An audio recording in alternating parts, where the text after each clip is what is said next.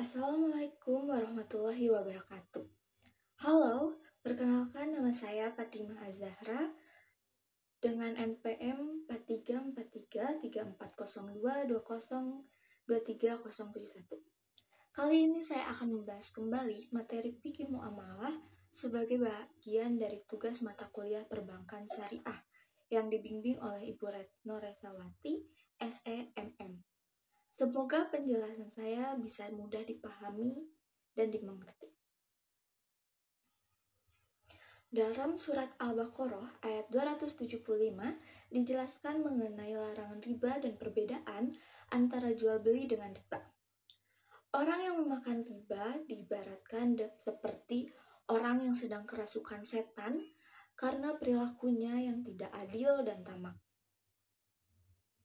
Riba dilarang karena memberikan keuntungan tanpa usaha dan bisa merugikan orang lain. Sedangkan jual beli halal melibatkan kerja dan risiko yang seimbang. Orang yang melakukan riba akan mendapatkan dosa yang setara dengan dosanya seorang anak yang melakukan zina dengan ibunya sendiri. Maka dari itu, ayat ini menjadi dasar penting dalam sistem ekonomi Islam dan perbankan syariah yang menolak bunga dan melakukan kerjasama dengan bagi hasil. Mengapa sih kita harus belajar mengenai manajemen perbankan syariah? Seperti contoh pada World Crisis pada tahun 2008, yang mana terjadinya krisis ekonomi yang menunjukkan kelemahan sistem keuangan konvensional. Sedangkan pada bank syariah terbukti lebih stabil karena berbasis pada aset real dan menghindari spekulasi.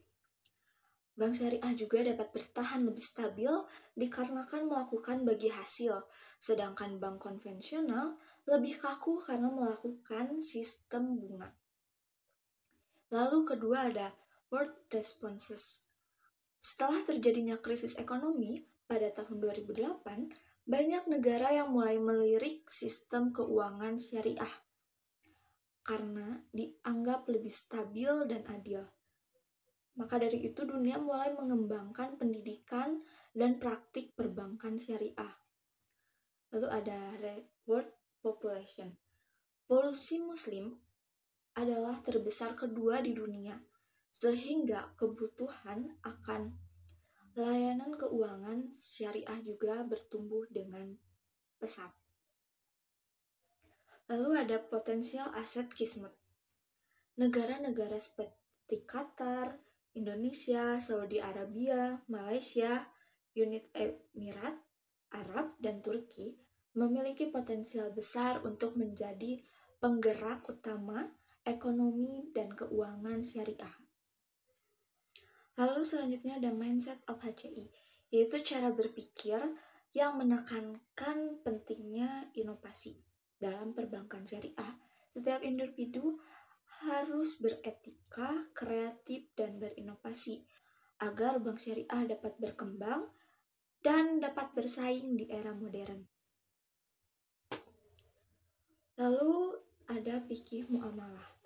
Fikih muamalah adalah ilmu yang mempelajari tentang hukum-hukum Islam yang mengatur perbuatan manusia berdasarkan Al-Quran dan hadis.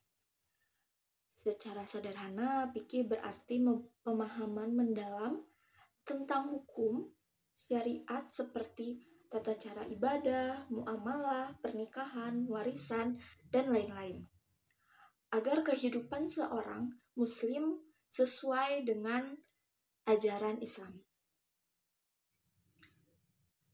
Fikih terbagi menjadi dua, yaitu ada fikih ubudiyah dan non-ubudiyah.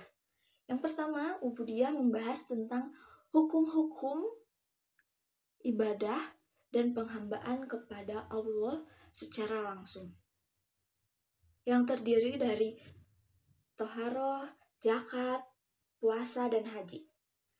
Pada toharoh, yaitu adalah menyucikan diri dari hadas dan najis, contohnya seperti dengan berwudu, mandi wajib, dan tayamum.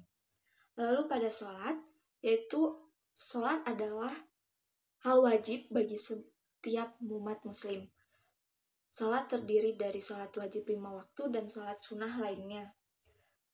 Sholat juga adalah bentuk komunikasi dan penghambaan diri kepada Allah Subhanahu wa Ta'ala. Yang ketiga ada zakat. Zakat adalah mengeluarkan sebagian harta tertentu untuk diberikan kepada golongan yang berhak. Contohnya seperti zakat fitrah dan zakat mal. Lalu ada puasa. Puasa merupakan hal wajib yang harus dilakukan oleh umat muslim, yang kita semua tahu bahwa setiap 1 bulan di bulan Ramadan kita umat muslim wajib berpuasa. Dengan berpuasa kita dapat menahan diri dari minum, makan, dan hal-hal lain yang membatalkan. Lalu yang kelima ada haji. Ibadah haji adalah hukumnya wajib bagi seseorang yang mampu secara fisik dan finansial, serta lainnya. Haji juga merupakan rukun Islam yang kelima. Selanjutnya ada non-ubudiyah. Non-ubudiyah membahas tentang hukum-hukum muamalah atau interaksi sosial dan kehidupan sehari-hari. Contoh non-ubudiyah yaitu seperti muamalat, pernikahan, kuliner, pakaian, rumah, wanita, mewaris, pengadilan, kedokteran, dan politik.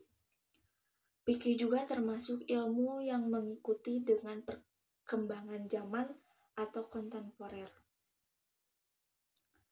Pengertian fikih secara bahasa yaitu paham dan mengerti.